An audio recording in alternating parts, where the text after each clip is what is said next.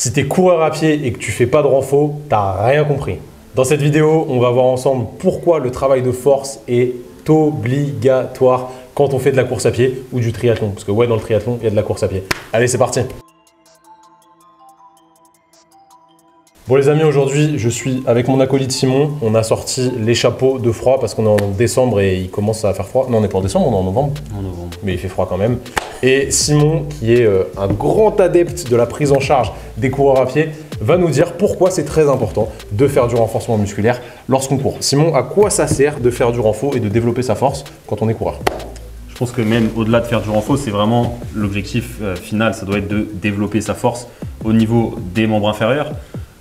Plusieurs raisons. Déjà, la force, ça va te protéger des blessures. Plus on va augmenter son niveau de force au niveau des muscles clés, au niveau de la course à pied, donc que ce soit quadriceps, ischio-jambier par exemple, le mollet, moins on aura de risque de se blesser sur ces zones-là. Donc par exemple, on pourra éviter de se faire une tendinopathie d'Achille, on pourra éviter d'avoir toutes ces tendinopathies au niveau des ischio-jambiers, ces syndromes fémoro-patellaires qui peuvent par la suite t'embêter énormément dans ta pratique et dans la compétition.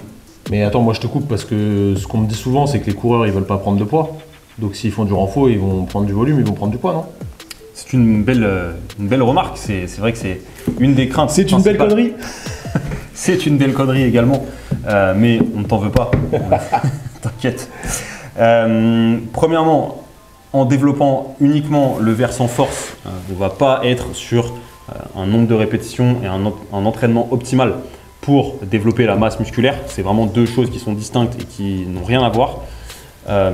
Premièrement. Deuxièmement, lorsqu'on a un volume de travail d'entraînement aérobie élevé, on va inhiber en fait la stimulation d'une protéine qui permet la prise de masse.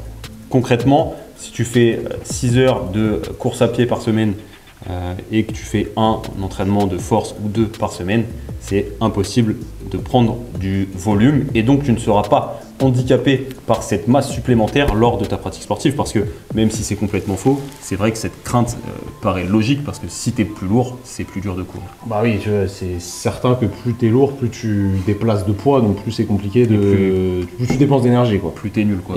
Oui, si on prend notre exemple, par exemple, le plus lourd évidemment, et le plus mauvais, c'est moi. Donc en gros, tu me dis qu'on peut développer la force sans prendre de masse musculaire de manière démesurée? Oui, bah tout à fait. Je viens d'expliquer, oui. Oui, on peut développer la force spécifiquement, plutôt avec des séries, un nombre de répétitions assez faible à l'intérieur des séries. La seule problématique en fait pour développer la force, c'est que ça demande une maîtrise technique importante. Donc pour les coureurs, plusieurs options, soit utiliser des machines guidées entre guillemets si vraiment vous êtes débutant. Et si vous n'êtes pas débutant, utilisez des mouvements fonctionnels, mais avec des variations qui vont te permettre de réaliser ce mouvement facilement, globalement en fait. Donc, en gros, tu es en train de me dire qu'il faut avoir accès à du matos. Oui. Il a réfléchi quand même longtemps. Imaginons, je prends le cas typique d'un coureur qui court 3 fois par semaine. Qu'est-ce qu'il a besoin de faire pour vraiment se renforcer, devenir plus fort au niveau de ses membres inférieurs? Qu'est-ce que tu conseillerais comme exercice clé si on devait citer 3 exercices clés qui sont pour toi primordiaux pour les coureurs à pied dans un point de vue d'optimisation de leur force pour qu'ils tolèrent mieux les contraintes comme tu l'as expliqué juste avant? Pour moi, il va y avoir 3 groupes musculaires à travailler. Premièrement, le quadriceps. Okay. Donc pour ça, l'objectif… L'exercice ultime pour le quadriceps, ça va être tout ce qui est base de triple flexion, donc du squat principalement. Si vous avez une presse et pas de barre, faites de la presse. Hein. Mais on privilégiera quand même le mouvement fonctionnel. Et si vous n'avez pas forcément la technique pour faire un squat complet, vous êtes raide comme moi. Faites du demi-squat, il n'y a pas de problème, ça suffira pour la course à pied. On n'a pas besoin d'aller squatter cul au sol, aucun intérêt. Deuxième groupe musculaire, les ischio-jambiers, ultra important. Pour ça, mon exercice fétiche, ça va être le Roman deadlift ou soulevé terre jambes tendues. On est sûr d'être focus à fond sur les ischios et la chaîne postérieure. Donc, foncez sur cet exercice-là. Et enfin, le mollet. Sur le mollet, on va faire tout simplement des pointes de pied. Mais là, attention, il va falloir rajouter énormément de charge sur cet exercice. C'est un muscle qui est très fort et si on veut développer sa force, il va falloir le charger énormément. Donc, il ne faut pas hésiter à mettre 100% du poids de corps, voire plus, sur la barre en effectuant des répétitions, même à une jambe.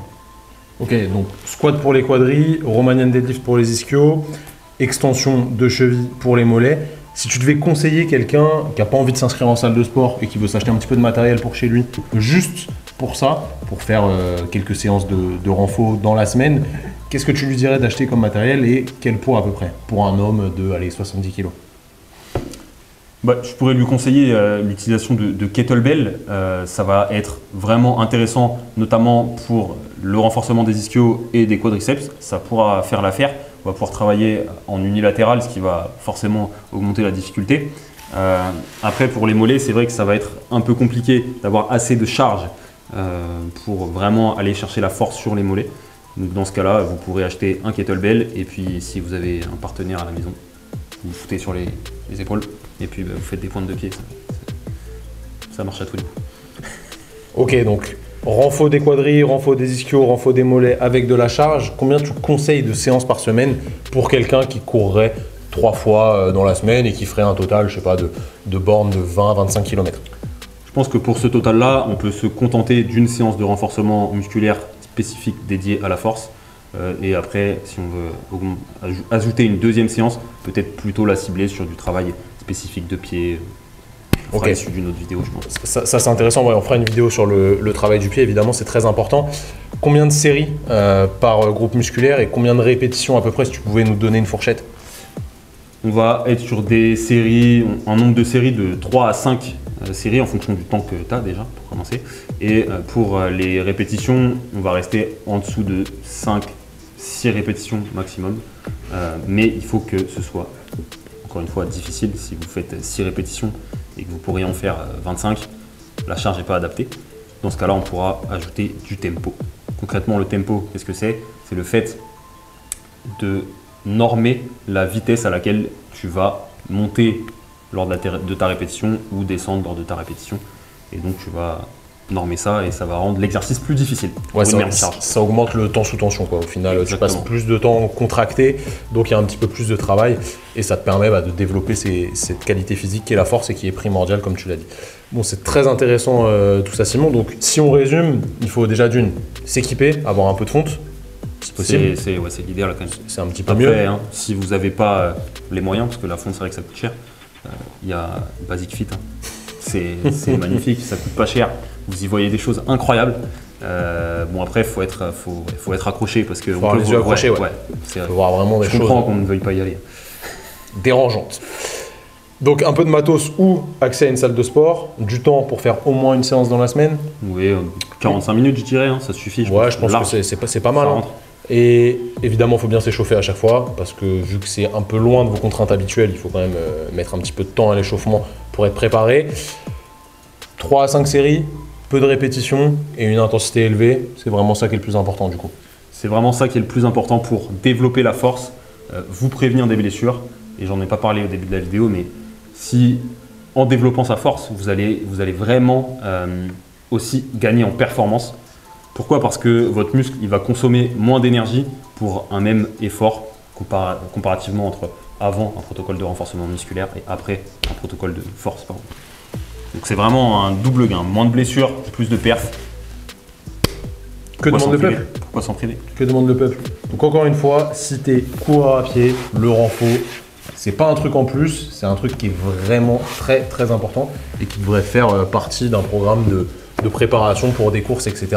de manière totalement naturelle en fait. C'est super important et c'est une part qu'on oublie. C'est peut-être un petit peu plus chiant pour vous qui aimez la course à pied que vraiment faire des sorties de course à pied, mais c'est super important. Comme a dit Simon, ça diminue le risque de blessure et en plus ça augmente la perf. Donc pourquoi s'en priver, sachant que c'est du travail facile et vous ne mettez pas de volume vraiment sur le volume de course à pied qui est souvent problématique et qui parfois pourvoyeur de blessures lorsqu'on augmente vraiment trop ce volume. Si jamais vous avez des douleurs et que vous êtes limité à cause de votre genou, de votre segment jambier, que vous avez des périostites, on appelle ça, qui vous empêchent de courir comme vous le voulez, On a des programmes qui sont dédiés au traitement de ces douleurs-là. Ils sont disponibles juste en cliquant sur le lien qui est dans la bio et vraiment ça va vous aider à vous sortir de ces galères-là qui sont problématiques et qui durent la plupart du temps longtemps. Et au final, c'est ça qui limite votre perf, c'est le fait que vous soyez blessé et que vous vous entraîniez moins. Et du coup, vous perdez en performance et c'est un espèce de cercle vicieux. Donc, on va vous aider à aller mieux avec ces programmes-là. Si vous avez kiffé la vidéo, mettez un petit like. Abonnez-vous à la chaîne, c'est important, ça nous aide pour le référencement et surtout pour vous créer des vidéos d'encore meilleure qualité avec notre super monteur Alexandre qui est derrière la caméra. Et on se dit à la semaine prochaine les amis. Salut tout le monde et salut Simon. Salut.